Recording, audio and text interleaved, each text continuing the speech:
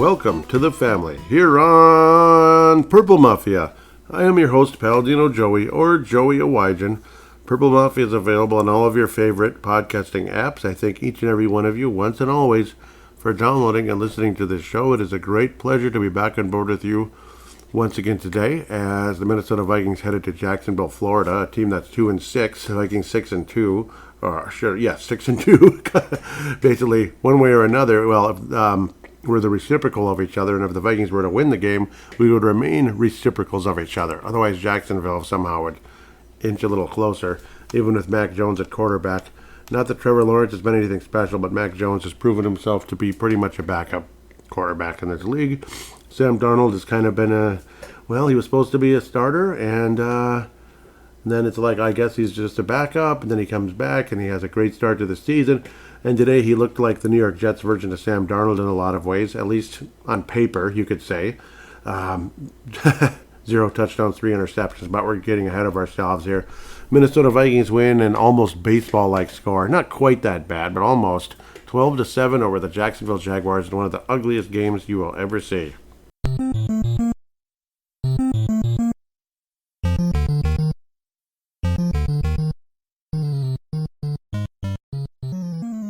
Oh, ugly. Really ugly. You know how ugly it was? Well, let's get into it, if we can. Talk about an urban legend. Here's an urban legend to open things up. I think we have 2 today, maybe 3. We'll see if a third one popped in my head as we look things over and talk about things, jogging my memory about something else that's even crazier. Okay, well, whether you think these quarterbacks are, spot starting level, they deserve another chance. They should be a starter somewhere, Mac Jones and Sam Darnold. One way or another, and I think Darnold could be a starter somewhere, yes. Mac Jones, I don't think so. Well, here's the thing. Between the 2 quarterbacks, combined, 5 interceptions, 0 touchdowns. This game is fucking horrible!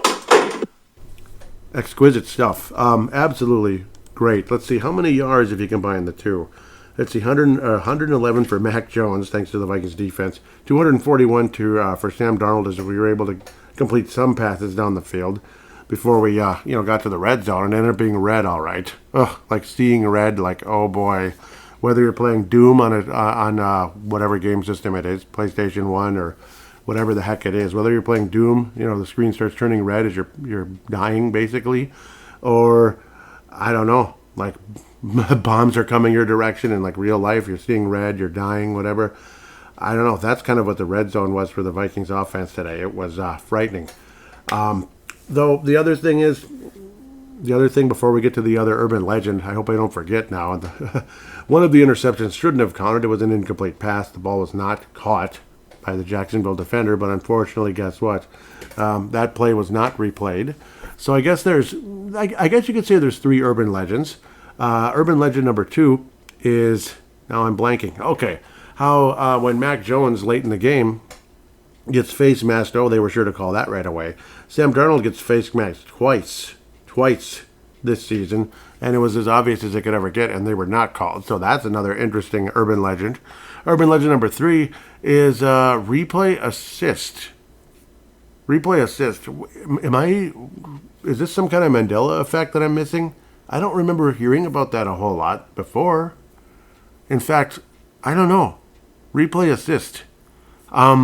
Sure. So there was no, and then one of them helped the Vikings. The other, there was no replay assist when the interception shouldn't have counted as an interception. One of the 2, but either way, it would have been 4 interceptions and 0 touchdowns either way, because Darnold, for some reason, once he gets in the red zone, for some reason, can't complete a pass in the end zone all of a sudden.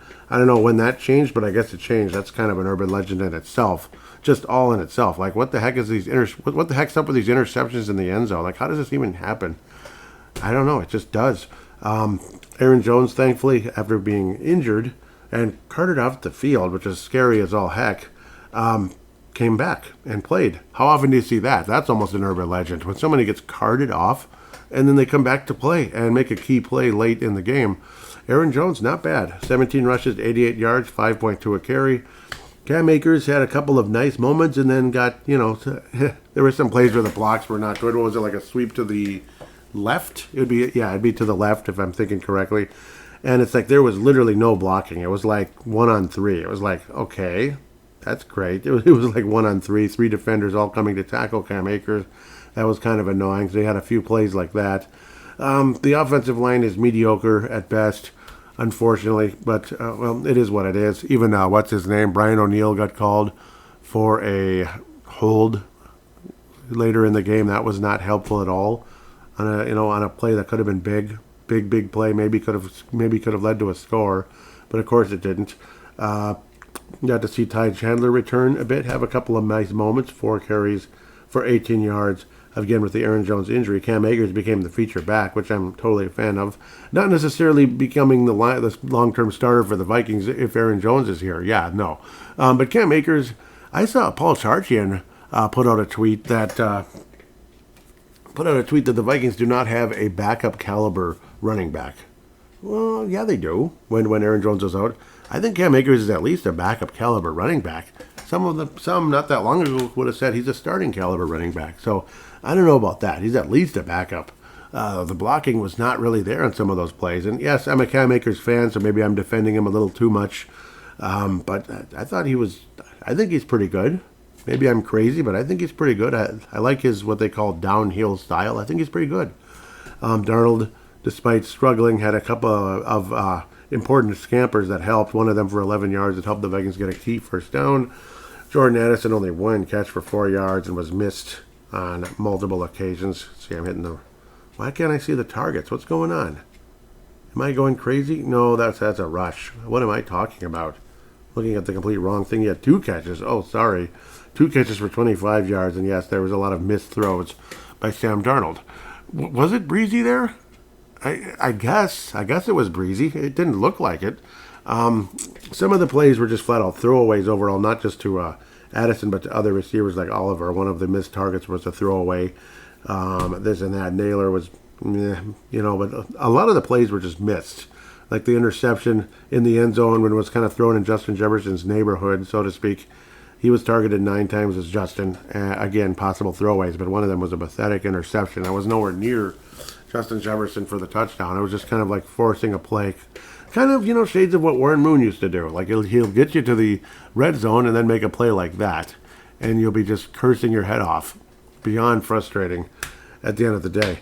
T.J. Hawkinson would lead the Minnesota Vikings receiving with 8 catches and 72 yards. A nice overall game, including that big 26-yard catch, which really helped. Josh Oliver had a big, huge 28-yard catch as well. So that was wonderful.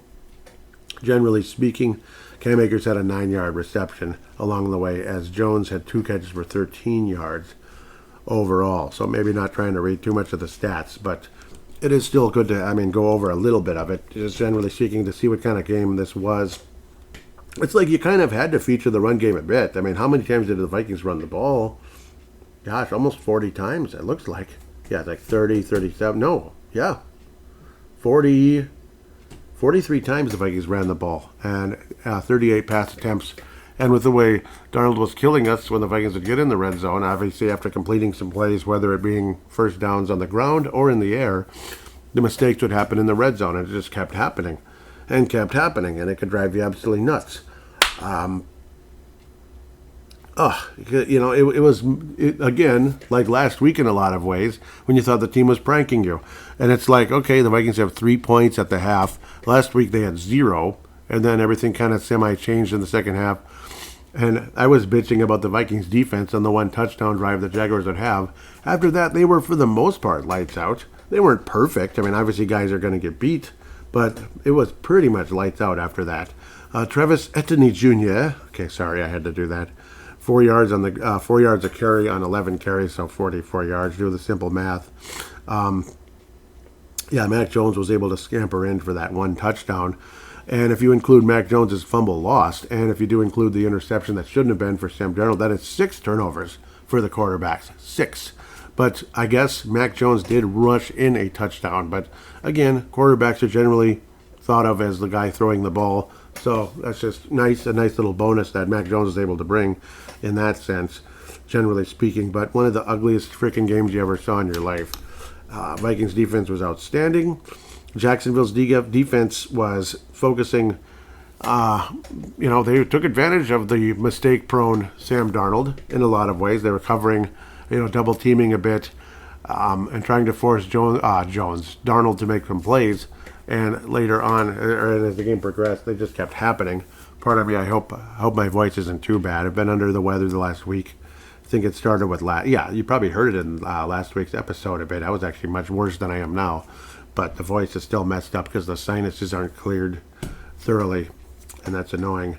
Jalen Naylor also, yeah. I mean, again, the Vikings getting deeper into the red zone, also getting stupid as hell, trying to do these trick plays, having Jalen Naylor throw the ball.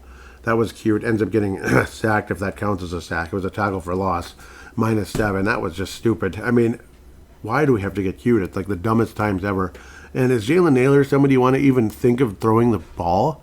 I don't know. He can't even catch half the time, and that's kind of like his job is to catch the ball. Half the time the guy can't even catch. So you want Jalen Naylor to throw the ball now? Sure. I guess. I don't know.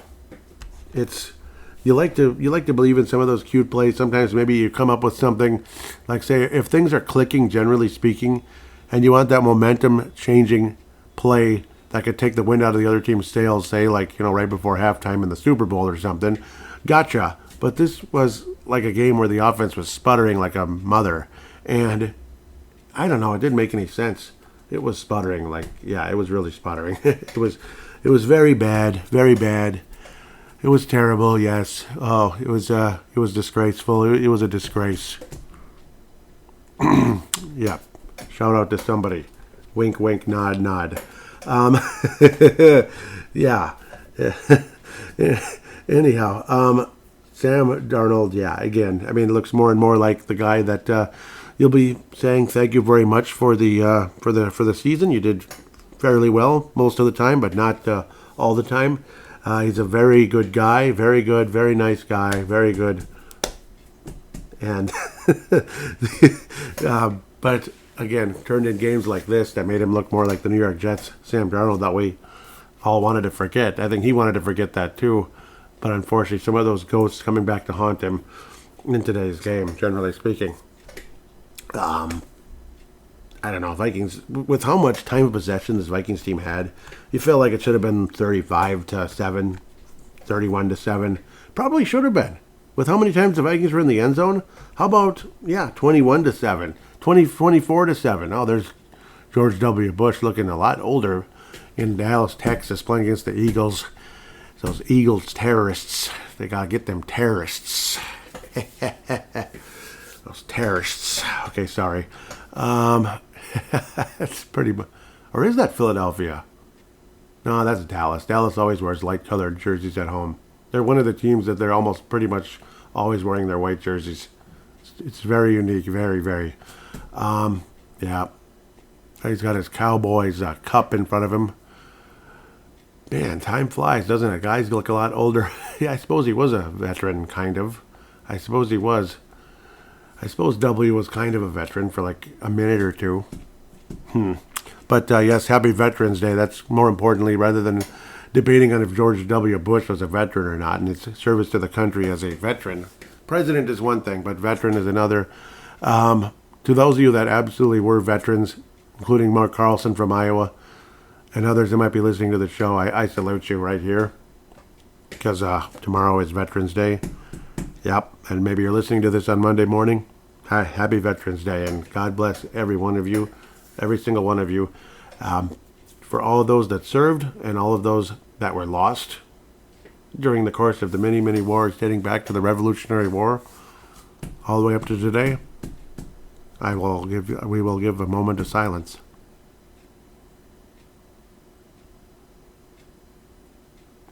Yep, a day of remembrance and, of course, honor towards all of our U.S. Army and Navy and the Marines, veterans, Navy SEALs, all the above, everybody. Helicopter, obviously, helicopter can be related to an Army and Navy, I believe, right? And even Marines. So, yes, God bless every one of you. John Parker Romo. Remember that guy? The guy we signed in the offseason, very early in the offseason when we were moving on from Greg Joseph. It's like, I guess he's the kicker. Oh, okay, we drafted this Will Reichard guy. And, damn, he's good. He's really good. Okay, Riker, you're the kicker. Of course you are. We drafted you. Parker Romo, I mean, we'll see what happens. Best of luck. Maybe if something happens to Will Reichard, he gets hurt a little bit, and he gets hurt or something, unfortunately, maybe we'll give you a call unless you've gotten a job somewhere else, like Cincinnati or something, just for example. And then, the Vikings have released Will Reichard. Will Reichard. See the game? See the game? You know, he missed both of his kicks, remember? Yeah, and John Parker Romo made all 4.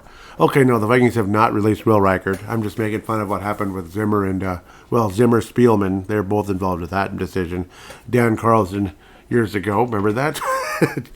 You see the game? Yeah, no.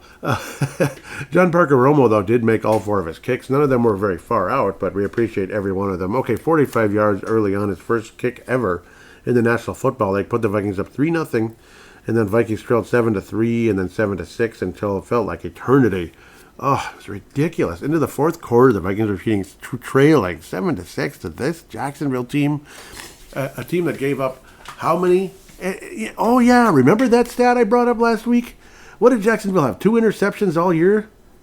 Oh, my goodness. You realize what just happened? Jacksonville had 2 interceptions all season, didn't they? All season, and they had 3 today. Of course, one of them shouldn't have counted. Bullcrap. 2 interceptions all year. Jerry and Jones and Andre Cisco. Yeah, Cisco. Isn't that something like, isn't that some kind of like oil or something? Not oil like for gas, but for cooking, like some kind of cooking oil or something? Seriously, guys? Or is that Crisco? I don't know. Because I know there's Cisco, that's a kind of a fish that's actually very delicious. It's very delicious, like a little kind of a skinny whitefish type of thing that swims in deep, cool waters like Lake Elmo and stuff. It's very delicious, very. Yeah, I don't know. That was, yeah, how did you just know? Did I jinx them or did they just jinx themselves? 2 interceptions all season and then they get 3 today. Yeah, they more than double, well, not double. Yeah, they more than double the total of interceptions for the season because, whatever. Darnold was awful in the red zone. And either way, they would have doubled it because 2 of them were legitimate at the very least. But, okay, fine, 3 are legit only because the refs say so. The Bears? Okay, we'll get back to that later. The Bears. Second segment. We'll get back to you on that one. And there's freaking chefs, too. Anyhow, we'll get off of that for a moment. These are some low-scoring, close games. Or just low-scoring for one team and stuff. Weird scores I'm looking at right now. Very strange. Yeah, and this game was weird. This game was ugly, but Romo did make all of his kicks. We appreciate it very much. So at least when Darnold did not throw an interception, and thankfully nobody fumbled. That's wood that I'm knocking on. I think you figured that out. Nobody fumbled, so that's great. But when Darnold was not throwing an interception, legit or not, the Romo was able to make his field goals. So thank you, John Parker Romo. Because like anybody else in that situation, you want to keep the job or you want to at least audition for somebody out there. Like this is a nice free agent kicker because maybe this guy just sucks so bad. He's missing extra points. This Blair Walsh guy is missing 27 yarders and everything else. He's missing extra points. We're sick of it. John Parker Romo, looks like he might be a legitimate kicker in this league. I just saw another interception in the end zone. I think, right? Yeah, the Cowboys. That is Diggs. Not Stephon, but the other one. Stephon is out for the season with an ACL, by the way, if you've been living in a cave. Another interception in the end zone here. Oh, Jalen Hurts trying to put the Eagles up 14-0. Instead, it throws an INT. Yep, right there. Ouch. Well, that sucks. Okay, 14-3 it would have been. Mike Zimmer's defense. Ooh, bend but don't break. Ooh. Yeah, it hasn't broken at all this year. Not at all. It hasn't been terrible. It's not terrible defense. Yeah, it is. It sucks. Actually sucks. Let's see. I don't know where you go. At least the Vikings, Andrew Van Ginkel was able to get in a sack. Blake Cashman with a blitz, went up the middle with a blitz unblocked because it was just good timing. Good timing, went up the middle with a block, only the running back had a shot, and it was a complete mismatch, and Blake Cashman was able to get to Mac Jones. It was mac and cheese there, and Ivan Pace also added a sack, so he's definitely gotten better after a couple of frustrating weeks. Pat Jones has vanished off the face of the earth, unfortunately. Byron Murphy Jr. and Cam Bynum both with huge interceptions later in the game when Mac Jones started becoming more and more mistake-prone. And that's one of the several reasons why other than just incomplete passes and the Vikings defense being great, the Jacksonville defense, who was frustrating the hell out of Sam Darnold, started to get more and more tired with arms on the sides and all that. Yeah, they were just getting tired. They were getting more and more knocked out.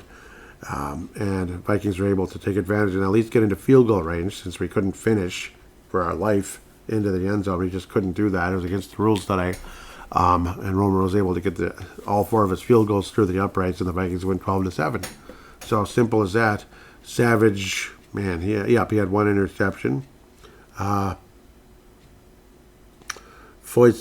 Alukun interception, and Monteric Brown of the Jags with their INTs in the game. Looks like, the Jaguars only had 1 sack in the whole game. Trevon Walker. That's it. 6 total tackles, though, by Devin Lloyd. He was kind of everywhere. Pretty crazy performance by him. But it was nice to have Blake Cashman back in there. And again, that big sack certainly helped. He would have brought home there's a pretty good chance Blake Cashman was going to bring home the Fran Tarkenton Award if he was able to get a second sack instead of a face mask penalty, which kept the Jaguars alive. You go from a sack and a punt to a first down, automatic first down on a 15-yard penalty. So goodbye to your wave goodbye to that Fran Tarkenton Award, Blake. It ain't happening today, but nice to see you back out there at the very least. The Fran Tarkenton Award for this episode has to go to John Parker Romo, JPR, as everybody was chanting. No extra points needed because the Vikings didn't score a single touchdown, if I didn't say that 16 times already. Cam Little, the 4th Cam in the game today. Cam Akers, Cam Bynum, and Cam Robinson all played a factor one way or another. Cam Robinson, obviously the starting left tackle of the Vikings, former Jaguar. Cam Bynum with the big interception, and Cam Akers getting a couple of decent runs in there, and Cam Little was able to just kick 1 extra point because they couldn't even attempt a field goal after that. Vikings defense was that good that the Jaguars couldn't even get into field goal range. So that's insanely impressive, along with dumb penalties that didn't help. Logan Cook was, for the most part, good except for 1 touchback. He had 4 kicks into the 20. They were pretty damn good for the most part. Ryan Wright, solid as well. Looks like both of his punts, he had to be kind of like, careful trying to prevent the touchback. That's why his average is low. One of them in the 20 and a long of 43. I know it's not important stats necessarily, but it's, I don't know. I think it counts for something, and it's okay to talk about for like a second, I suppose. But the Vikings escape Jacksonville, Florida, with, again, one of the ugliest games you'll ever see. And, well, I'm glad more than likely that we will have Aaron Jones next week. At least I would think. I would think if it was so serious, they wouldn't have put him back out there. So, especially with the guy that's had injury history that's been plaguing him quite a bit. Yeah.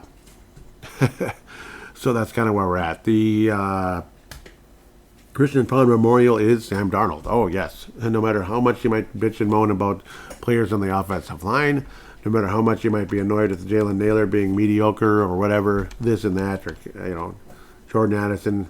But that wasn't really their fault. It was Sam Darnold's inaccuracy. He was a mess. So Sam Darnold goes from a guy who got multiple Fran Tarkentons to open up this season to a guy who's bringing home a Ponder. He was very Ponder-like in today's game.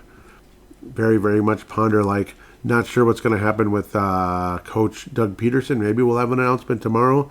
But if they were just going to fire the defensive coordinator because the past defense has been giving up 1 billion yards and stuff, I don't think so. I don't think so. I think the defensive coordinator is hanging on to his job pretty nicely after today. Not meaning that he's going to be the defensive coordinator next year in Jacksonville, but at least for a week, that they definitely played strong for him. There's no doubt about that. So there are your awards and demerits for this episode. We'll be back for segment number 2 to look around the league and preview the Tennessee Titans in Seggy 2.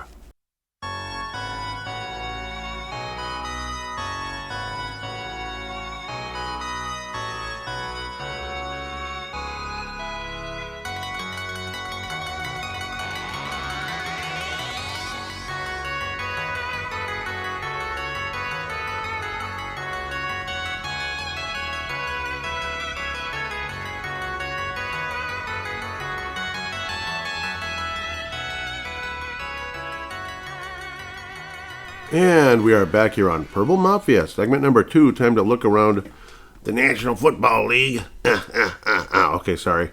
So, yeah.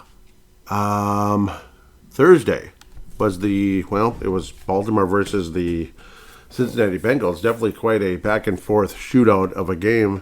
It truly was. Definitely back and forth. Joe Burrow and Lamar Jackson, epic performances. Off the charts. Joe Burrow playing from behind in some cases, especially near the end of the game. It was kind of like an uphill battle for Cincinnati. They led for a little while. Heck, they were up 21-7 for a point in the game. Early in the second half, they were up 21-7. But then things started changing back to Baltimore. The Ravens would get 21 consecutive points. Lamar Jackson, a couple of touchdowns, including Derrick Henry running into the end zone on one of them to get Baltimore back in it. So unfortunate. It's just been that kind of year for Cincinnati. Even an epic performance like this, they lose 35-34. This is easily the best Thursday night football game, maybe of all time, but it's way up there. If you happen to have Jamar Chase in your fantasy football team, you won. If you happen to have Joe Burrow on your fantasy football team, you probably won too. I mean, I don't know how you lose. I mean, Lamar Jackson's a pretty good chance you win as well. Joe Burrow, 56 attempts, 34 completions, 428 yards, 4 touchdowns, no interceptions, and he didn't lose a fumble either. Chase Brown lost a fumble in the game. He was the running back, but he also, 42 yards on the ground, got in the end zone. So that's nice, but he also lost a fumble, but did add 9 catches and 52 yards in the epic game. Lamar Jackson, 25 of 33, 290 yards, 4 touchdowns, quarterback rating 141.4. So all this Lamar Jackson, I won't call it hate, but dislike people have, maybe disrespect. They think he's overrated. I don't know about that. I think Lamar Jackson's definitely been showing what he can do the last few games. He's definitely entering his prime and certainly looking like it. This was an epic battle between two Titans here, and we're not talking about next week's opponent because they're not Titans. In fact, they're the little people at best. And again, no offense to short people, but compared to a Titan, they're everything but a Titan. They are wimps. The Tennessee Wimps is probably the best way to put it. Yeah, they're not men of renown or anything like that. But Baltimore, what an epic Thursday night game. Huge win for them. 7-3 on the season. Cincinnati dropping down to 4-6 on the season. They have to, even if they win out, they would be 11-6, which is, they're not going to win probably that many games this year. And it's unfortunate that they're in that kind of position, them being the Cincinnati Bengals or Bungles. What will be flashing on the screen any minute, well, maybe, because you got the Wolves and the Wild going at the same time. So it's kind of like a TV game. The TV has the Wild at the moment, and the second laptop, which is kind of like one I could use as a podcast machine or as a secondary TV or a third TV, if I'm crazy enough, is the Timberwolves at halftime. So we'll find maybe put the Detroit and Houston Sunday night football game on. I mean, that's a pretty nice matchup. Detroit is 7-1. Houston Texans are 6-3 on the season. Detroit more than likely the favorites to win the entire thing right now, even though, this may be the secondary favorite because of the stupid Chiefs, because until they finally don't win the Super Bowl, I guess they're the defending champion and the team that everybody expects to win the Super Bowl. I hope they fall flat on their face. I hope they finish 8-9 if you want my honest opinion. That's how I feel about the Kansas City Chiefs. Anyhow, England game. That's like the next game in chronological order, you could say. The Carolina Panthers beat the New York Midgets. Again, no offense to short people. This one went to overtime. So, nice game and everything, but it's two teams that you don't really, think much about in a positive light. I don't know. Bryce Young, okay, he was all right. 15 of 25, 126 and a touchdown. Really the star of the game was Chuba Hubbard. Okay, did I even go over Chase's numbers? Or excuse me, not Chase. I'm going to backtrack. I am really sorry. Cincinnati. Did I even talk about Jamar Chase? 11 catches, 264 yards, 3 touchdowns. And he didn't lose a fumble or anything either. Yeah, so again, if you had him in your lineup, you probably won. Real quick, Tyan Wallace, also an 84-yard long for a touchdown, 3 catches, 115 yards. Mark Andrews, a touchdown. This is over to Baltimore. Rashad Bateman, a touchdown. Nelson Aguilar with 1 catch for a touchdown. Yeah, an absolutely nuts game. Jamar Chase and Chase Brown, the Cincinnati Bengals were literally chasing the Baltimore Ravens near the end of the game, and they let the Ravens chase them and win. Unfortunately, Joe Burrow tried to win the game, and it didn't work out. Yeah, Joe Burrow and the Cincinnati Bengals kind of got cute here. That's the other reason why they lost by a point, because I was thinking, yeah, no, duh, let's get back to where we need to be. Yeah, the other reason why they lost the game, Joe Burrow attempted to get to Jamar Chase to actually win the game on a 2-point conversion. No, he got it to Jamar Chase, but then, yeah, he failed attempting to Tanner Hudson to actually win the game rather than go to overtime, because maybe they figured, what the heck, I don't know. It's one of those moves that may end up getting the coach fired. That'd be Zach Taylor. He's probably not going to be the coach next year, unfortunately, and that's too bad, because I like Zach Taylor. I think he's a good coach. I think Cincinnati should be in the Super Bowl. You know, I really think that. I'm still disappointed that they lost that stupid game to the stupid Rams. Nobody wanted the frickin' Rams to win that game. Seriously, nobody wanted the Rams to win that game. Did you really? Did you really? I mean, anybody in the room wants Cincinnati to win, or the Rams? Cincinnati? Yeah, I can see everyone. Rams? Oh, put your hand down. You already raised it for Cincinnati. Yeah, that's pretty much how it is. Frick the Rams, man. Okay, back to Carolina. Who cares, right? Well, England, actually. Or wherever the heck it was. Well, Alliance Arena, anyway. Yes, Carolina won the frickin' game. Congratulations. This is not Carolina. This is in somewhere else. So, my apologies. Yeah. My apologies. Anyway, Carolina won the football game 20-17, and congratulations to the Carolina Panthers over the New York Giants. Nothing impressive to brag about. Daniel Jones, awful. No touchdowns, 2 interceptions. Tyrone Tracy Jr. did get 103 yards and got in the end zone, but of course lost a fumble. That's just the Giants. They screw up a lot. The fumble happened late and ended up costing them the game. So that's disappointing for Tyrone Tracy, I'm sure, and the Giants in general.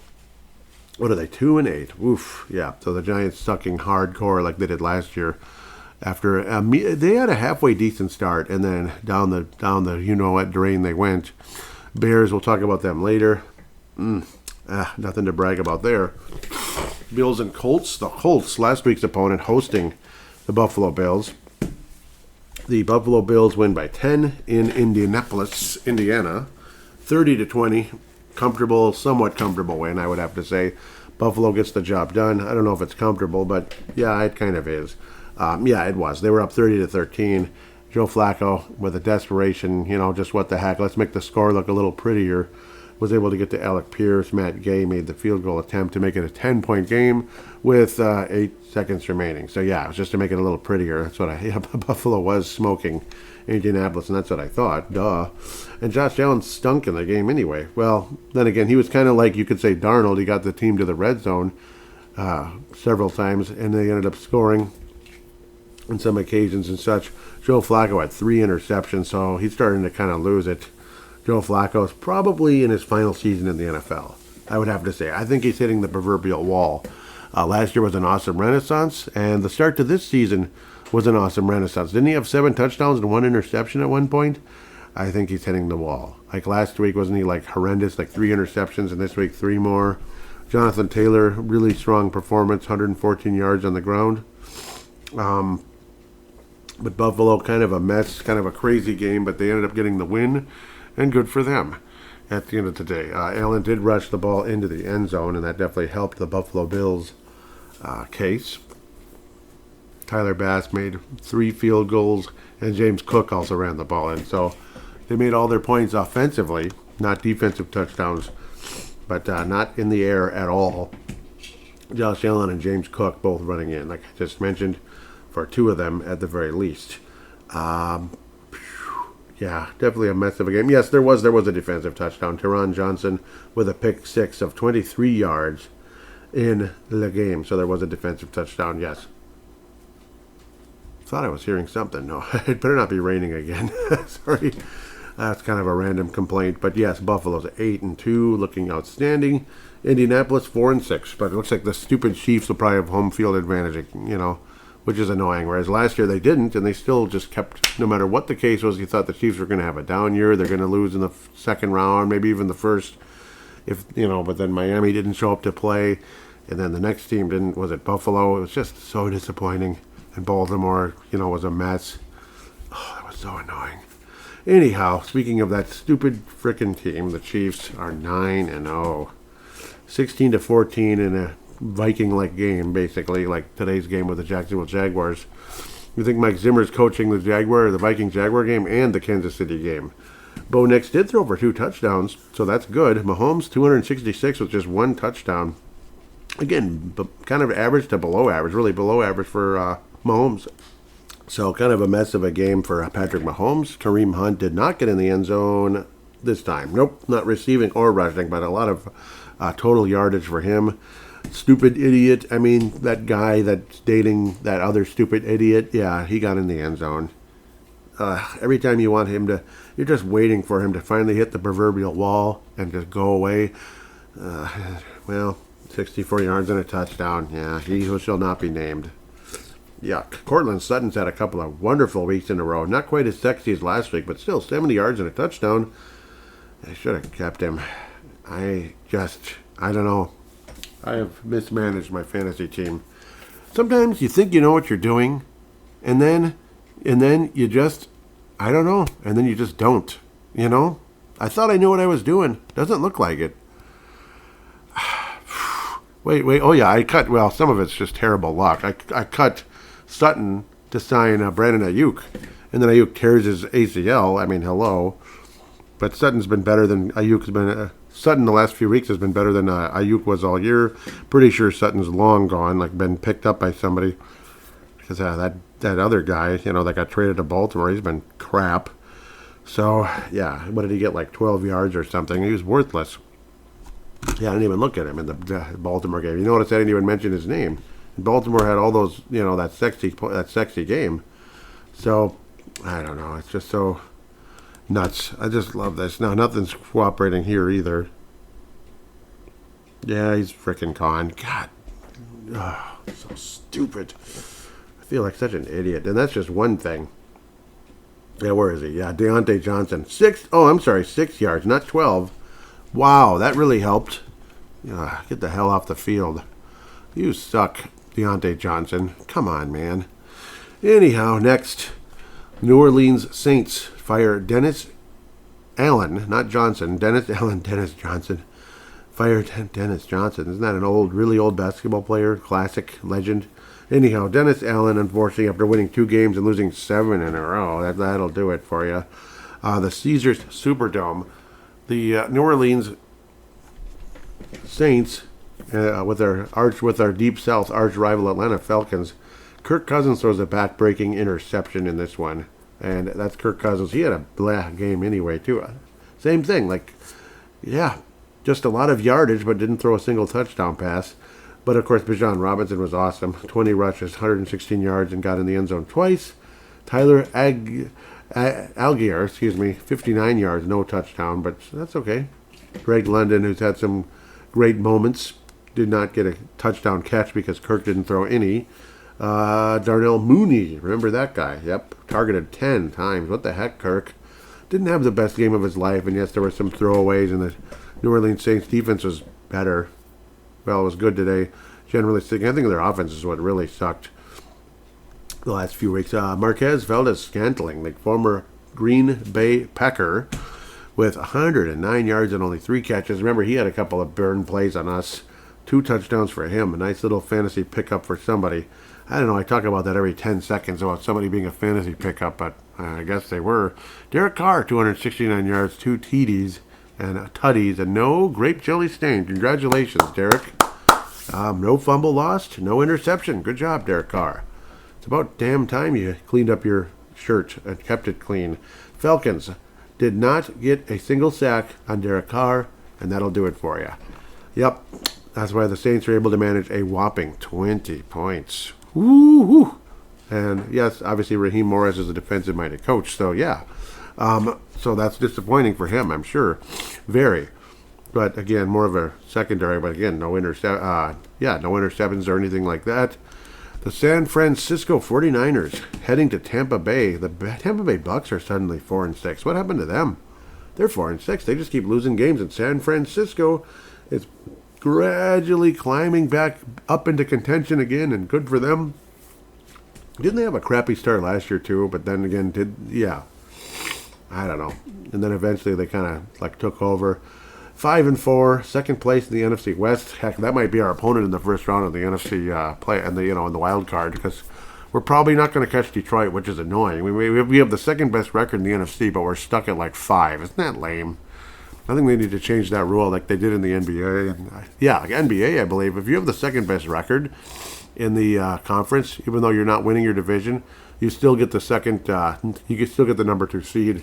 I think that should be a consideration in the National Football League to do that, because, well, doggone it.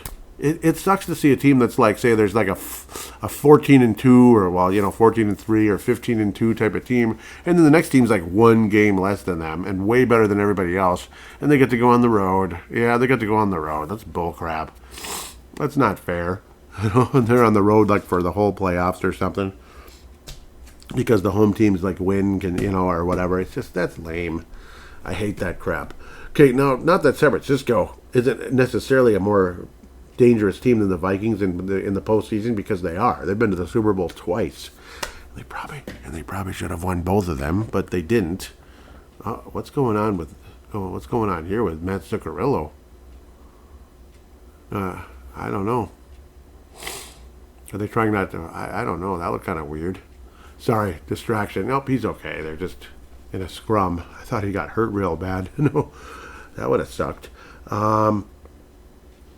Moody missed 3 field goals. Yikes. Yep, that sucks. He was in a bad mood. That was funny, right? Christian McCaffrey returns to action, and well, he did better catching passes and scampering with a 30-yard scamper, 6 catches, 68 yards, and on the ground only 39 yards, 3 yards a carry on 13 carries. Brock Purdy with a Purdy performance, 353 yards, 2 touchdowns, no interceptions. Baker Mayfield also did not have a grape jelly stain, so good for him, but they still got beat in the game by only 3 points. It was a pretty competitive football game, but they're only 4-6. Are the Bucs. San Francisco is back in contention. 2 sacks. Nick Bosa was one of them, and yes, Nick, I'm with you. I'm with you on on something. Wearing a certain hat, yes. Thumbs up. And saying I'm not sorry for it, yes. Well, what the heck? Other people do other things. Yeah. I mean, once we get to a point when you can't even, support a candidate, I think you're losing your... I think we're losing what America's all about, actually, at that point. If we're going to ban people for wearing a political hat for like a split second. That's kind of weird, especially when the other side might kind of shove it down your throat every 10 seconds how much better they are. Okay, there I go, dividing my show, and I apologize. That's probably about as political as I'm going to get on this one, but I don't know. What do you expect? Come on. Fairness is fairness, okay? Bucky Irving, 73 yards on the ground and a touchdown, 5.6 yards a carry. So on and so forth. But the 49ers end up getting the job done. Jake Moody hit a 44-yarder with a game on the line with 3 seconds remaining, and he had missed 3 earlier in the game. 3. So he didn't get a... Man, he did make 3 others, though. He attempted 6 field goals because it was a mess of a game. 6 field goals. What a weird football game. Man, San Francisco must have been on the verge of San Francisco might have scored 50 points in this game. But, that's why Purdy had 353 yards. Man, that's crazy. Oh, yeah, and Juwan Jennings, 93 yards. He's kind of like the number 1 target now with Ayuk being out, not on fire, so to speak.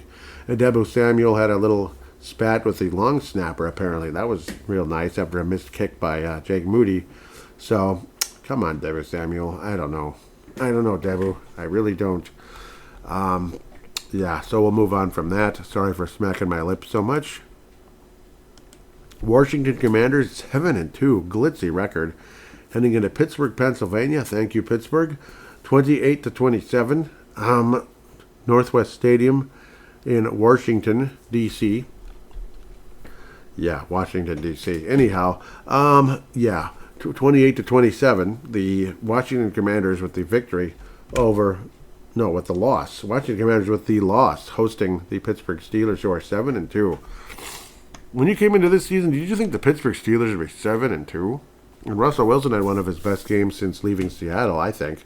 3 touchdowns, a single interception. Miles Killebrew.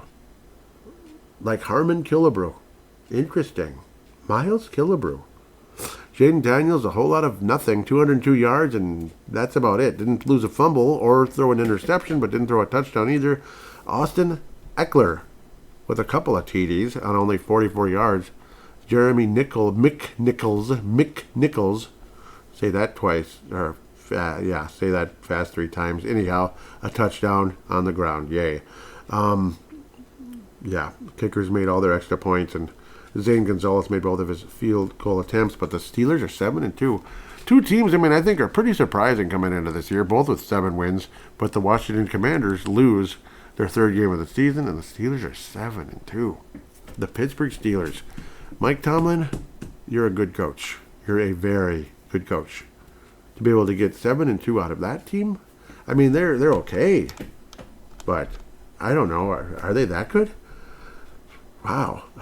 Najee Harris, you used to see him as a Mr. Do Everything. Now I guess he's mostly a running back only. Cordero Patterson's on the Steelers as well, but 14 yards. Yay. George Pickens with a touchdown. Mike Williams with a touchdown. Wild. Pittsburgh's impressive. That's all I got to say. Jaden Daniels hitting the rookie wall a little bit. At least from my, what do they call it, 30,000-foot view, or whatever we call our view here. The Wild are now on intermission, which is boring as hell. I like to watch. I just love watching, trying to lip read people when it's on silent. It's not interesting. So we're going to try to change this to the Detroit Football Lions here against the Houston Texans. Most creative name in sports history. Not. Next week's opponent, we're staying off of that. They were hosted by the Chargers. The Dallas Cowboys, are we going to hear about a Mike McCarthy firing tomorrow morning? If not tonight, probably tomorrow morning. I think this is it. This looks just like the Jacksonville game when the Vikings got beat 33-3, or was it 34-3, whatever the hell the score was, and Dennis Green got fired the next morning. It does. It really does. Trying to think of the other time. Didn't we have... Oh, yeah, Childress, when we got absolutely, aborted by the Green Bay Packers. And Childress got fired. This looks like that kind of game where the team is like, yeah, we're done. And I know Dak Prescott was out, so that's probably a huge part of it as well. Cooper Rush managed 45 yards. Yeah, that's the other reason, I know. Maybe that'll be the one excuse that we can't fire him. Come on. So maybe I'll just shut up. But, still, 6 frickin' points. This just looks like the team quit on the whole thing. And I don't know, maybe they'll wait till the end of the year, but I wouldn't put Mike Zimmer as the interim coach, let me tell you. Mike Zimmer? No. I'm not a huge supporter of Mike Zimmer at this stage, especially, you read that article and it's like, do you really think that Mike Zimmer earned some points with me? I don't think he did. I don't think he cares if he earned points with me, but still. Jalen Hurts was able to run the ball in twice for 56 yards and threw for a couple of touchdowns. Did have a Sam Darnold-like interception in the end zone. That's when you thought the Cowboys were going to be okay, possibly, and make the game semi-interesting. But after that, it was all Eagles. Fly, Eagle, fly, baby. Fly, Eagle, fly. It was all Eagles. After the Sam Darnold INT in the end zone. I think that's when the Eagles were up 7-3. They were trying to get that bigger lead. It was a 7-6 football game. Thank you, Aubrey, for making both of your kicks. Because, he's taken over. Got his job back from Will Reichard in the fantasy world. But, Eagles look pretty good. What have they said? They're 7-2. So both Pennsylvania teams are 7-2. Again, thank you, Pennsylvania. But 7-2 record for the both Pennsylvania teams. Extremely impressive. Who knows? Maybe we'll have some kind of a weird matchup in the Super Bowl. The Pittsburgh Steelers and the Philadelphia Eagles. I'll take that over the Chiefs any day.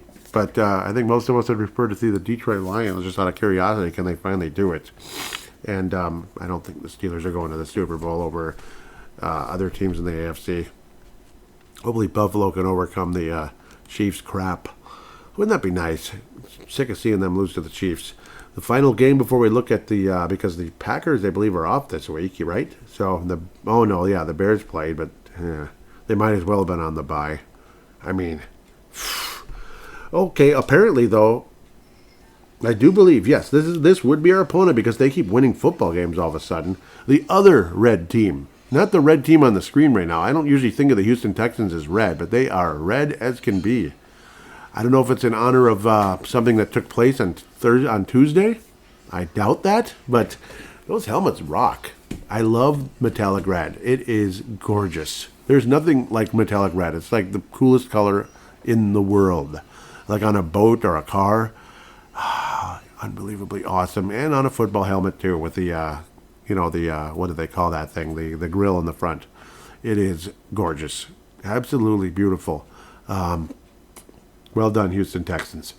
And again, I doubt that it has anything to do with a certain thing that took place on Tuesday night or early Wednesday morning or anything.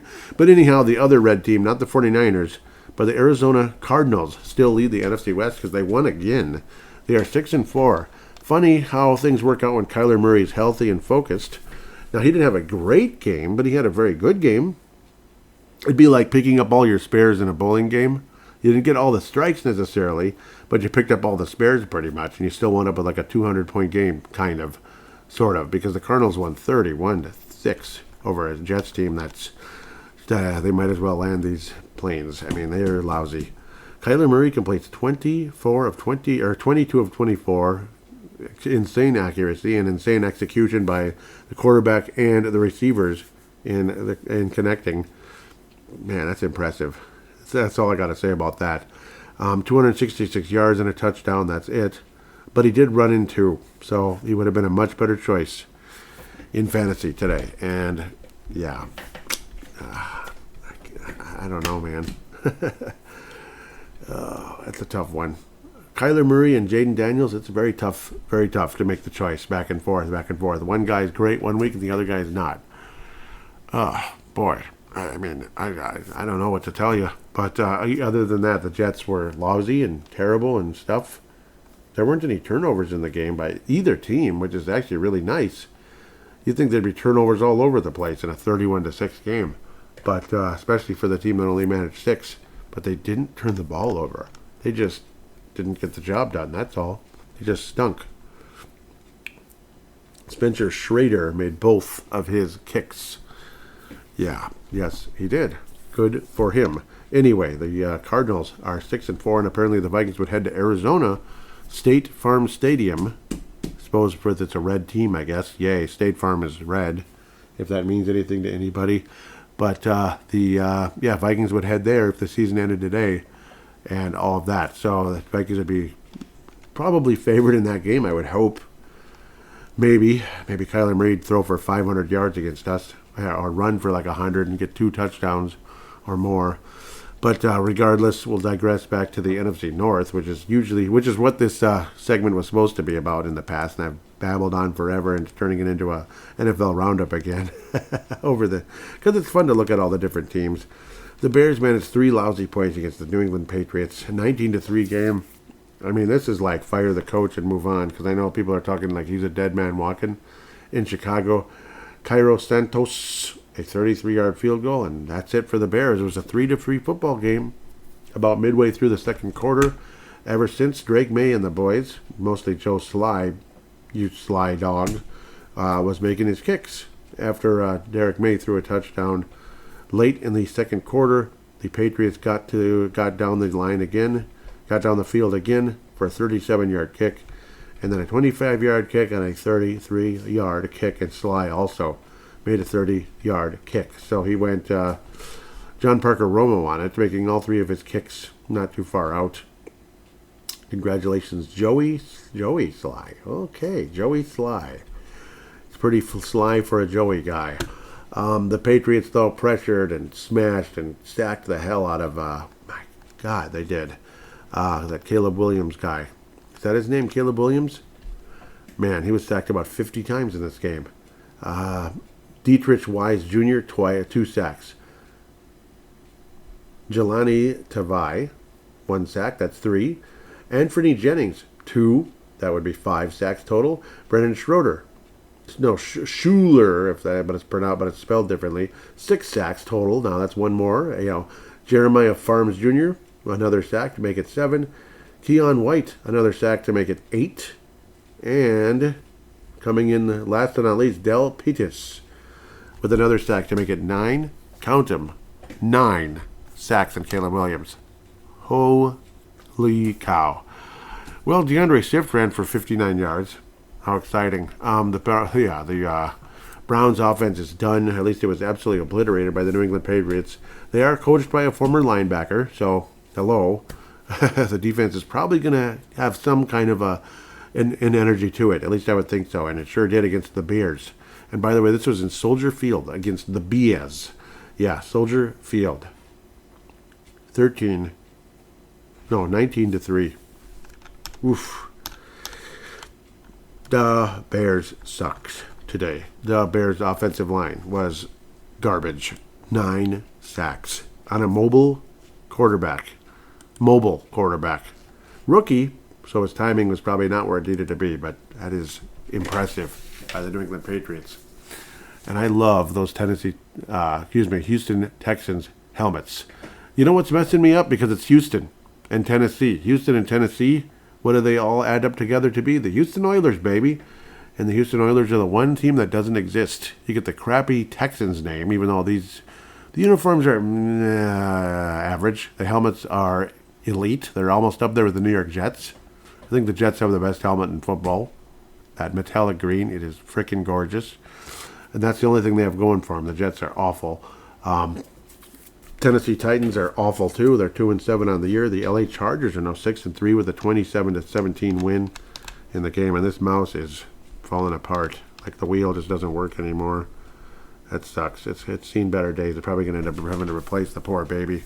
Because I used it probably too much with all these episodes and stuff. Damn, I wish I could change it out if it's going to behave like this. Frustrating, let me tell you. Okay, so Will Levis. Yeah, that's more than likely who we're going up against. Justin Herbert, whatever his name is. He had a couple of moments, couple of touchdowns. Man, this is just not happening.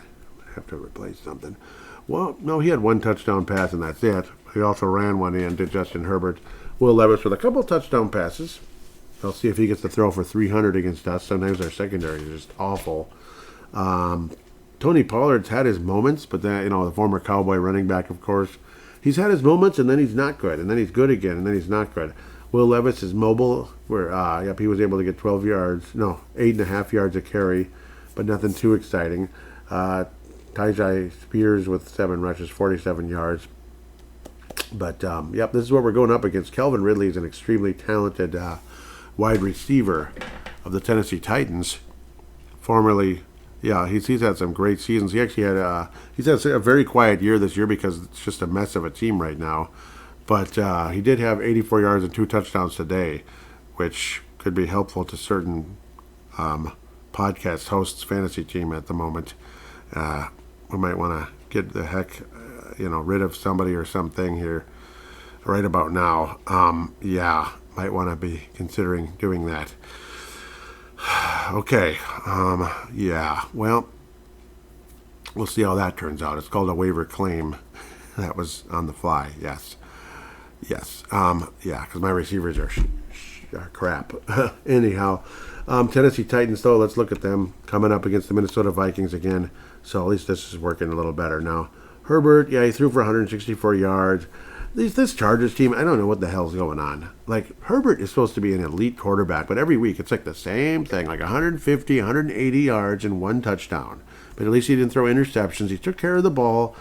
He just looks like Jim McMahon or something. Like, he's just Jim McMahon, in the 93 Vikings, I got a touchdown and 150 yards. He's okay. He took care of the ball. Yeah, but that's it. This is Justin Herbert. He's supposed to be like one of the best. Supposed to be, but I'm not seeing it, baby. Well, Tennessee must have a pretty awful offensive line, and their defensive line didn't do jack against the Chargers. Boy, they just whooped their butts in the trenches on both sides of the ball. Tennessee with no sacks. The Chargers, kind of like the Patriots here. Man, crazy to think I'm referring to the Patriots being something spectacular right now with how awful they've been. Joey Bosa with 1 sack. Bud Dupree with 2. Poona Ford with 1. That makes it 4. Thule. Let's just say Thule with 2 sacks. That makes it 6. And then a 7th sack for Dalen Henley. Whew. 7 sacks for the Chargers against the, that team, that Tennessee midgets, the Tennessee little guys. I don't know. They're not that good. In fact, they're not impressing anyone at all. They're terrible. They don't impress me at all. I don't know. I don't see anything there. It's a nooner with the Vikings in Nissan Stadium. Another road game for the Vikings at noon, pardon me. Walter Roos, inactive. Yep, that's interesting. So, well, at least we got Cam Robinson, though. Yeah, these are inactive just via coach's decision. Fabian Moreau has been on the Vikings, but inactive. The former Bronco. Yeah, these are just inactive. They're not injuries. So, they call it an injury, but it's just inactive. Vikings so far, again, coming into today's game anyway, same with the Titans. 8th in points scored, Tennessee's 27th. Total yards, Vikings are 14th, Tennessee 27th. Passing yards per game, Vikings are 12th, Tennessee 31st. So that means they're going to throw for 350 yards, right? Rushing yards, Vikings are 21st, Tennessee's 12th. Time of possession, Vikings had great time of possession over the, whatever they were today, that team, the Jacksonville Jaguars. But only 18th because we score quick, I guess. Tennessee second in the league in time of possession, 33 minutes and 6 seconds. I can't imagine that was too high today. Minnesota's number 1 in the league in interceptions. We got a couple today, so we'll go from 13 to 15. Oh boy, knock on wood on this one. Remember last year when Jacksonville was the worst team in the league with only 2 interceptions? You just knew what was going to happen, right? They were going to get like 2 or 3. They got 3. How many does Tennessee have? 3. Oh boy.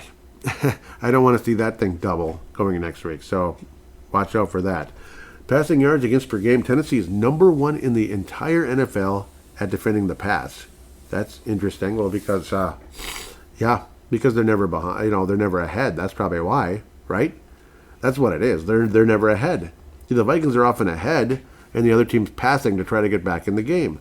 Vikings rushing yards against, number 2 in the National Football League, only 81-88. Tennessee is 11th. Vikings are 28th in passing yards against, again, because that. Total yards against per game, Tennessee's number 1 in the entire NFL, so that's actually really impressive. Well, with only 2 interceptions, so kind of a stay-at-home type of a defense in Tennessee. Kind of just a boring. They're boring. They kind of hang in there, but they don't score for crap. 27th in scoring, number 1 in scoring against. Both in total yards, rushing yards, they're 11th. So 113 rushing yards against. That's interesting. But again, they have been, a team that's been behind very often. So teams are going to run more when you're up by 2 scores or something. You're going to run more to try to protect the ball and eat the clock. Houston Texans lead 10-0 with 2 minutes remaining in the first quarter. Interesting. Detroit playing from behind. So Goff needs to get to work, bub. And he is being chased out of the pocket. Threw the ball away, but it's only second down now, so still got some chances here. But chased right out of that pocket. That Houston pass rush is showing up to play. This game is in Houston, Texas, so it's not just it's not just like it's not a home game for Detroit, and it's not a mediocre football team either. The Vikings made mincemeat of the Houston Texans again, by far the feature presentation of the season. As great as that 49er game was, and as great as the Packer game could have been, Tennessee was by far the most impressive. Look at that I keep calling them Tennessee, Houston. Look at that Houston Texans defense. They just made, man, that was impressive. They just made the Detroit running back look like a dog turkey. Wow. Yeah, Gibbs. The guy that ran right up the middle and whooped us. They kind of pushed him outside. And what happened? Down, baby, down. Gibbs is better. Jahmyr Gibbs is better going up the middle. He certainly made us look like idiots. He made us look like crap. And the Vikings only lost by like 2 points in that game, too. So it's not like they kicked our ass. It just felt like they did, that's all. And the fact we were winning that game for a while. It looked like we were going to kick their butts. Oh, there it is. Big catch. Completion. Anyhow, that's how much I feel about this Tennessee game. But yeah, watch us lose because of idiots like me getting too excited about the Vikings' chances of over the Tennessee Titans. But the Vikings will beat the Tennessee Titans in Nissan Stadium on November 17th, which has been a Thanksgiving probably many times. This year it's on the 28th of November. It's a much later Thanksgiving this year. But either my favorite or second favorite holiday of the year, combined with Christmas and Easter. Yep, gotta love those Christian holidays the most. You just gotta. Thanksgiving is like just happy for everything. They are. Well, that was actually a good run by Jahmyr for a minute there. But, yeah, that Houston defense really showed up to play today. Very impressive. I'm just, again, I don't know what happened to the Houston Texans versus us, but very impressive. Well, and it does help that Houston's at home. It is a little bit tougher going over there, I'm sure. But the Vikings are undefeated versus the Texans. Now let's talk about the Houston Oilers and the Tennessee Titans. The Vikings are 9-5 historically over the Tennessee Titans / Houston Oilers. Going all the way back to 1974, the Vikings destroyed the Oilers 51-10, and then didn't play again for 6 whole frickin' years. The Oilers beat the Vikings in Houston, Texas, 20-16. Just 3 years later, the Vikings whooped up on the Houston Texans. The Houston Oilers in 1983. One of our 3 wins that year. That awful 3-13 team, 34-14, baby. October the 16th. I wonder what our record was. Let's look that up for fun. I know I'm babbling and going on and on and on. Okay. Oh, 84 was when we sucked. What am I talking about? Yeah, Houston was dog dookie. They were 0-7. The Vikings were 5-2. My apologies. I don't know why I got it mixed up with 84. Now it's refusing to go back. So that's... Okay, good. Let's get off of that 83, 84. I got those mixed up. Oilers win. It's kind of like whoever's at home. So, the home team won every single time. 89. And then 92, the Vikings were at home. It was back-to-back home games. Vikings lost to Warren Moon and the Houston Oilers. But Warren Moon actually broke his shoulder in that game. Came back later. And then was on the team that gave up the biggest lead in NFL history in the playoffs. Well, yeah. And Vikings beat that by 1 point by a miracle. Yeah, that was annoying. Lorenzo White, man, that's an old name. And Terry On. He did not have a particularly great game there. Roger Craig, yeah. Chris Carter, yeah. I forget if Chris Carter got hurt in that game, too. What the heck kind of game is this? Yep, Cody Carlson had to enter. He only completed 2 passes. Boone broke his shoulder late, and Rich Gannon was lousy. Absolutely awful. Didn't throw a bunch of interceptions, but only 9 of 28. I think that might be why Rich Gannon was benched for Sean Salisbury, who's not much better. And Gannon, I think, would have been a better player in the postseason, of course, because Salisbury was mediocre to below average at best throughout most of his career. Vikings lose the game. Yeah, that was a very disappointing. There were some frustrating calls in that game as well. 17-13, a defensive battle between 2 very good defensive teams. I still remember that to this day. I remember it being a cold day in... Where is it? Yeah, very cold day in November. We had a fire in the fireplace. It was a really nice fall day before we did cleanups back in those days. Or if we did, it was very few. I have a lot of memories of that. And I miss having fires in the fireplace. I really do. That feels like ancient history now. Man, that's a nice memory. Just a sucky loss. I forget what the calls were, but the fans were very frustrated. 2 very good defensive teams going at it. The Oilers ended up winning that football game. And they ended up choking a 32-point lead 2 months later to the Buffalo Bills in the conference, no, not the conference finals, the wild card game. They were hosting that one. No, it was in Buffalo. What am I talking about? It was in Buffalo.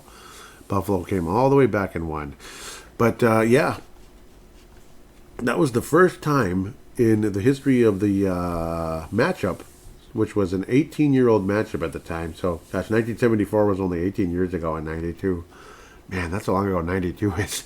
It's the first time in the history of that matchup that the home team lost. Vikings then, man, 3 straight home games. That's kind of nice. And the last time we'd ever play the Oilers, and I attended that game. So 92 and 95, I have very fond memories of. Well, yeah, 92, just bringing me back way back in the day, and that fireplace and that cold November day. It was a much colder than normal November day. I think it was that was a colder than normal year because, well, no, that wasn't 92, but it was still a cold winter that year too, if I remember correctly. 95, what was I, a sophomore in high school, and I had a classmate, his dad had season tickets with him, and his dad didn't want to, his dad was willing to oh yeah, you can have my ticket basically. We went to that game, and it wasn't a great football game. It was the quarterback at that time was it was a terrible Houston team. Cody Carlson had quickly failed after they'd given up. They were willing to let Warren Moon go because he was getting older. Cody Carlson failed right away after everybody thought Cody was going to be something special for Houston. That was a big joke. And this guy named Chris Chandler was the quarterback. Yeah, little did we know what Chris Chandler was going to be a part of a couple years later, 3 years later, to undo a 15-1 football team in the Metrodome. 14-2 Falcons team was pretty good, but still, Chris Chandler. Well, we beat them that day.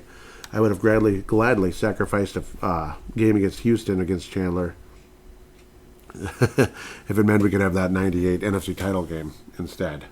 Because the Vikings didn't even make the playoffs that year anyway. So after that, they became the Tennessee Oilers. Yep, they kept the same logo and everything for a little while, and they beat the Vikings. The Tennessee remained undefeated, or Houston/Tennessee remained undefeated when hosting the Vikings. In fact, the Vikings only played in Houston twice in the history of the Oilers' existence, the Houston Oilers. And then in Tennessee, the Vikings actually won there. So that's the first time the Vikings won a road game against the team, and then so on and so forth. So Vikings then had a 4-game win streak going up to 2004, 20-3 over the Titans. Impressive. Titans ended that with a 30-17 win.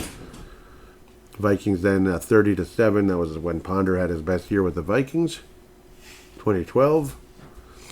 25-16 win by the Vikings in Tennessee in 2016. A crappy Tennessee team, and the Vikings with a pretty impressive win. And during that, working our way to eventually going 5-0 that year. And then very recently, a heartbreaking loss against a pretty good Tennessee team in 2020. Very good Tennessee team. Terrible Vikings team. Losing our third game of the season, but losing by a point to a 3-0 Tennessee team.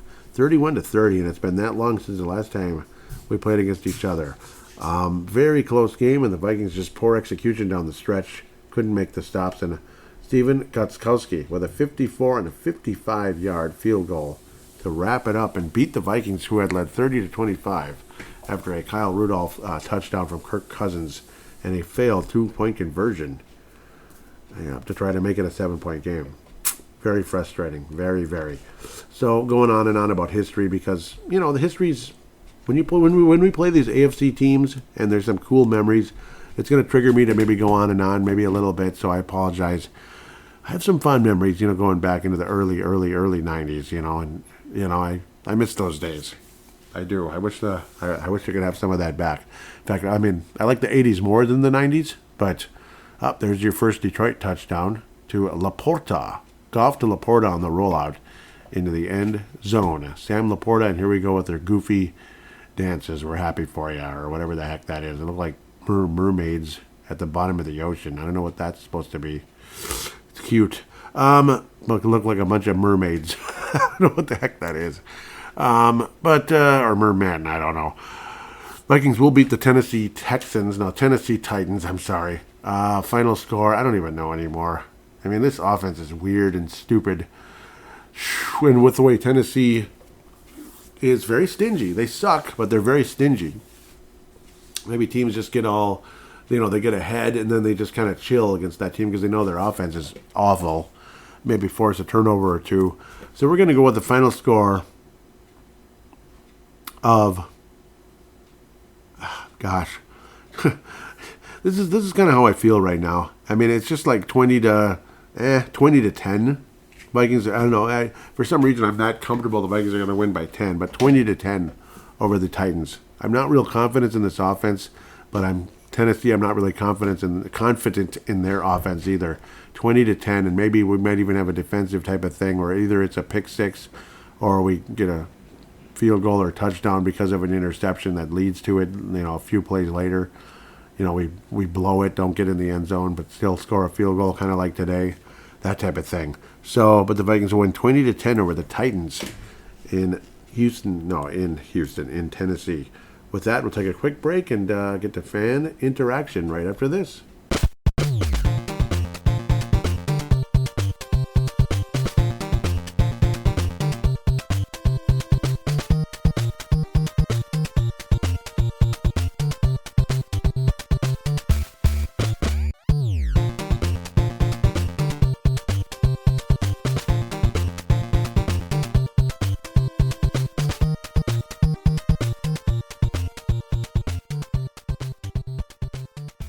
And we are back here on Purple Mafia, segment number 3, fan interaction segment. I do not see any phone calls at paladinolive@yahoo.com. Paladinolive@yahoo.com. The Wolves holding a small lead over the Miami Heat. The Wild trailing 1-0 late against the Chicago Blackhawks. Okay. Ed Belfour is not the goalie, I don't think. I don't think Chris Chelios is the defenseman either with the Blackhawks, so I'm not understanding that. What the hell? Anyhow, last week's episode, well, no, let's get to that later. Twitter first, or X, or whatever we call it. Elon Musk's X, or SpaceX, or Twitter X, or whatever the X it is. Dave Hickey, it's at Purple Mafia Show. At Purple Mafia Show is the account for Instagram. It is also Purple Mafia Show. I'll get to Dave Hickey in like 10 seconds here, unless there's some comments in the Instagram. I'm kind of lazy about opening that first, so my apologies, and I don't have the right one open. Of course I don't. Yeah, it's Purple Mafia Show. I haven't watched the speech yet. Maybe I should watch it, the post-game speech. You guys played like crap, but at least we won. Yeah, sounds about right.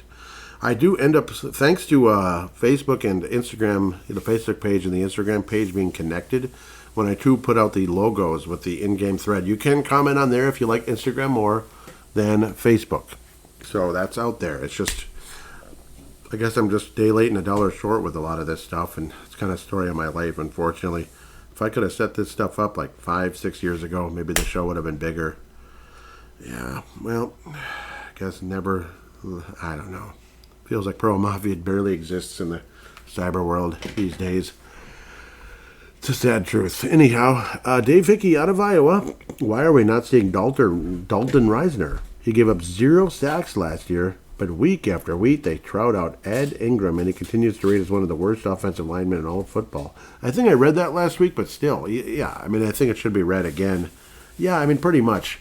Ed Ingram is okay, but I think one of the things with Reisner, I think he's mostly supposed to be a left guard, where Ed is a right, and sometimes playing guys out of different positions can be tougher than it may seem.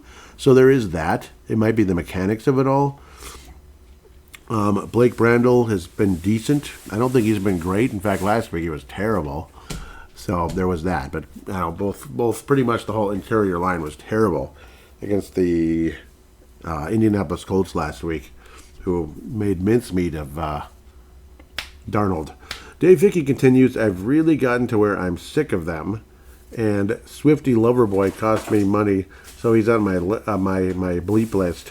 Plus, I'm sick of seeing him in 1 out of 5 commercials. Yeah, I mean, I agree. It is disgusting to watch.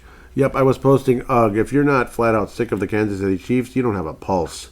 I believe that was Monday night, yeah, when the Chiefs came back and won that game last week. Yeah, bleep the Chiefs. I can't stand them. Yep, I was saying I absolutely loathe both of them. It's something that needs to go away, and now, yeah, the Chiefs. I can't stand them. Dave Hickey, out of Iowa, says, great play. I wish Sam Darnold would just get his bleep together. That was, Cashman, who was busting through on the blitz. Right up the middle and got the sack. Yep. Dave Hickey was, hoping that Darnold would get his bleep together. Continuing with Dave Hickey. I know it's frustrating. Let's see, I think we're having a conversation a little bit. Yep. I was saying, good thing Sam Darnold is exploiting this terrible Jacksonville defense against the pass. Oh, wait. I would venture to say he's been flat out awful. He's missing and missing and missing and missing and missing. I'm losing my mind. Dave Hickey says, I know it's frustrating. I hope TJ is okay after the brutal hit. It's been a tight end day so far, and unless Darnold gets his head out of his ass, we're going to lose this pathetic game. Oh, yeah, pretty much. Dave continued saying, now second half, going to Jets again for a third pick.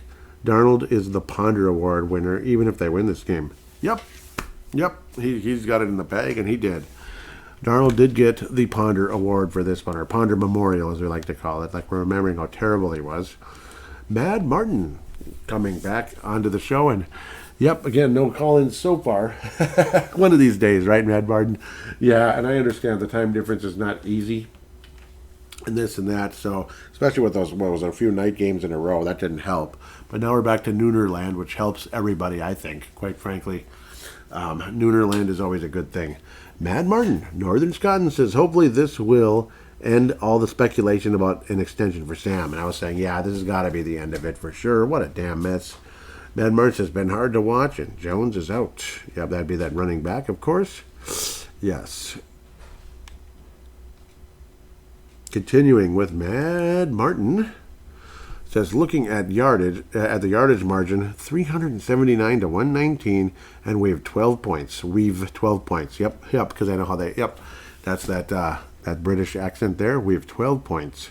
Terrible day in the red zone. Yep, we've absolutely sucked. Yep, in the red zone. Yep, I was saying embarrassing in the red zone almost makes you cry. Yeah, it's been bad, really bad. I think my responses have been kind of late. That one actually wasn't too far off, though. Yeah. I was saying I apologize for ripping the defense. Yeah, this is right after the end of the game there, as the game was wrapping up. I apologize for ripping the defense after the early Jaguars touchdown. Since then, they've been borderline lights out. Mad Martin wraps things up here on the Twitter section, saying they've saved the arses of the O today. Ugly win is putting it mildly. Yeah, I mean, we're talking bleeping ugly. Bleeping ugly. That might be the title of the episode, Ugly Win. Something like that. It's going to be something related to being ugly or ugly but okay. No, not okay. This is not okay. Okay, no, that'd be a false statement on my part if I said that. It's not like passing a stent that's kind of ugly, but it's still passable. It's not dangerous for the patient. It's just not pretty. Yeah, that's kind of related to something quite different. Facebook page. Facebook, yeah. Well, Purple Mafia Show not underscore, but dash Minnesota Vikings Show. Yes, so look it up in the it's in the show notes. It should be there in the show description and all that. Show notes, show description. You should be able to get there. Carl Anthony Towns, another 30 points for the Knicks. He's been playing very well lately with the Knicks. Huh, interesting. Anyhow, continuing off of episode 438, Cam. That'd be Cam Robinson and Cam Akers. Nice performance last week against the Colts in a crappy game, generally speaking. Mark Carlson out of Iowa says, thank you for the show. And as I listen, I have to say, get better, Joey. I've been under the weather also. Yep. He's been under the weather also. Yep. I was saying, I hope you feel better. It's not fun. Yeah. Yep. I still probably don't sound so great, and I apologize if it's annoying to listen to, because I know it's not pleasant. There it is. Vikings versus Jaguars in-game thread is here. And yes, again, it does automatically post to Instagram as well when I do that, which is extremely convenient. I actually really like that. So if you like Instagram, it's there. There is an Instagram, and it has been gaining followers, but growing about as fast as hair grows on a moose's something. But it's still growing very slowly, but it is growing. And those of you that have followed, thank you. Please interact if you could. I'd appreciate it so much. The Facebook page, same thing. It actually was fairly active today. I think it was just a few of us, but very active, though. That was nice. It was nice that you guys actually participated. And, it's my fault at times when there isn't as much participation. I need to say something, maybe, but you guys are welcome to say a lot as well. So, again, I should take some responsibility for that.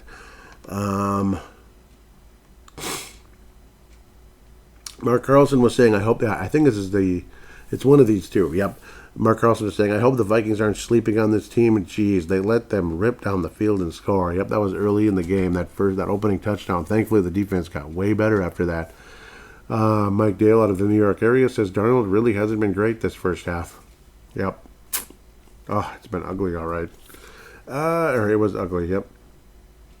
So where do we go from here? I was saying, I'm tired of Sam Darnold. Every single game he throws an interception in the end zone. Unacceptable. Generated a few replies there. Mike Dale, yep, not happy with those. not at me, but Darnold. He's like, I'm always scared that he's reverting back to his old Jets days. If he's going to keep throwing interceptions, the Vikings, they may as well just put Nick Mullins in. Effing again, said Mike Dale. I have to say the Vikings defense has been nothing short of superb today. Yep, after that early score, things changed dramatically, and that's why the Vikings won. The only other possible title for this episode is Defense Wins the Game or something like that. Something related. I was saying kind of sloppy game so far, but should be okay. Mark Carlson was saying, I probably say this often, but it's true. This game is crazy. Thankful for that kicker, and he is exactly what was needed. Mike Dale coming back saying, good. First defensive stand, get the business done. Vikes get out of Dodge in Jacksonville. Yep, that was actually a much earlier post. Mark Carlson, 2-minute warning, and I have had all I can take of this circus. If these refs don't get home, someone check the stadium. It's likely they can't find their way out of the parking lot. Yep. Absolutely the worst refs in all of the league got together for this game. Yeah, it was some weird reffing in the game. That interception, yeah, that was a weird one. And a couple other plays, too. Darnold really hasn't been... Yeah, okay, I already read that one. Sorry. Back to Mark Carlson. I hope the Vikings... Okay, dang it, I already read that one. Almost there. Mark says, I was doing pretty good, trying to stay stable and not lose my bleep, as Mr. Potato Head throws a few picks, but now it's out. Yep, that was the third one. Mark Carlson says, oh, no. It was just getting worse and worse. But we'll get to the post-game threads here. Just two. At least we'll try to. Yep, oh yeah, a couple of big ones here from two studs here. The stud stable for Purple Mafia. They're big ones, but only two. We'll open up with Mark Carlson out of Iowa. I guess I should know better. I was expecting to see the Vikings rule the field. Instead, we somehow play this. We play at this low level. Lucky for the team, this young stud kicker got up off the couch and onto the field. And as I write this, I'm having thoughts that maybe I should replace a few underperforming players in this matter. This team does not look like a playoff caliber team right now. And if this continues, well, we won't have to worry about the playoffs. I don't like negativity. I don't like to bitch. It's not my style. But fix it. No more excuses. Yes, now on a positive note, I love this defense. Skol, Mark from Iowa. Oh yeah, I forgot to complain about the officials. Yeah. So Mike Dale jumping in here with the big one, and I like these big ones. I really do. Mike Dale says, if I was in the stadium in Jacksonville, regardless of my football allegiance, I would have demanded a refund. Yes. That game was an absolute abortion to witness. My God, this may have been the worst game I've ever seen Sam Darnold play. Ever. Jets, Panthers, Niners, forget about it. Forget about it, right? He was putrid today for the Vikings. It's now 2 weeks in a row where the Fitz magic seems like it's starting to wear off. The dream is starting to unravel. And if it wasn't for the fact that the Jags were so feckless, the Vikings would have lost today. Pros. That defense, that Ed Flora, that Flores dialed up today was on point, boys and girls. That said, it was the futility of the Jags offense that was more of an indictment on them than anything. They are a woeful team. Player of the game goes to John Parker Romo. Yep, obviously because not only did he hit all 4 of his field goals in big leg Bill's absence, but he was responsible for all of the Vikings' points today. Vomits in mouth a little bit. Good to see T.J. Hawkinson get back into the swing of things and being utilized heavily, and seems to show no ill effects coming back from that ACL injury. Cons. Darnold wins the Christian Pond Memorial Award. Full stop. Do not pass go. Do not collect $200. The worst game he's ever played at the NFL level. The Emperor is not wearing invisible clothes. He's completely naked. If he plays like this against a team that is 500 or greater, the Vikings don't win. Yep, I think so. Yeah, I think so. Like a 3-interception mess like that. Could you imagine him playing the Texans, especially the way they're playing tonight? Man, even Houston's up 16-7 on Detroit. They've been a little bit of a mess, and Houston is motivated tonight. Those red helmets are gorgeous. Have I mentioned that? And it'd be fun and cool if... No, I won't even go there. I'll get off of that. Next, continuing with the cons. I'm not confident on the progression or trajectory of the Vikings season, despite them being 7-2. Like, think about it. They're 7-2, right? The way the offense has been playing, and especially Darnold, the past 2 games, I can't see this team getting past the first round of the playoffs that they're currently slated to make. I don't know. Again, the typical Vikings fan doom and gloom is always there, as we've all been subjected to decades and decades of multi-generational trauma. So, yep, I agree with that, as a result of rooting for this torturous franchise. That said, if they keep peeling off wins despite them continuing to play like a bag of asses, who knows? And yeah, Detroit's losing tonight, so this could get a little bit closer. It reminds me kind of the 2022 season. Oh boy. Yeah, where they continued to win games that they really had no business winning in lucky fashion on final plays of those games. Whatever, this season was supposed to be a wash, and it continues to be all gravy with Darnold at the helm. Not expecting much, but I'm enjoying the results as we wait till next season and get to see what J.J. McCarthy is capable of. I can't wait to see what J.J. McCarthy is capable of. I like that.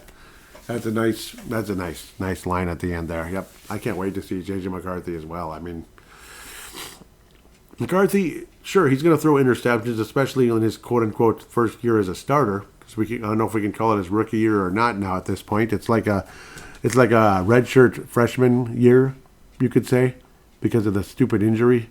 Yeah, it's like a redshirt freshman year. Too bad the rookie contract doesn't count that way. So that sucks. Vikings weren't planning on playing McCarthy this year for the most part, but maybe they could have. But yeah, I can't wait for that. And Vikings record is going to be pretty nice. It's just, yeah, and it is interesting to see the possibility of Detroit losing. Just imagine if the Vikings wound up with the number 1 seed somehow this year. Wouldn't that be crazy? So obviously wonderful. Really love hearing from all of you. This was great. The one guy I missed today was Tanae Brown. Now, of course, I missed any of the old classics that have disappeared since the page went down. Some of you guys that used to post at least once a week or so. I missed you guys. I really do. Hope you can come back to the page just in case you're listening. Maybe you all left a long time ago.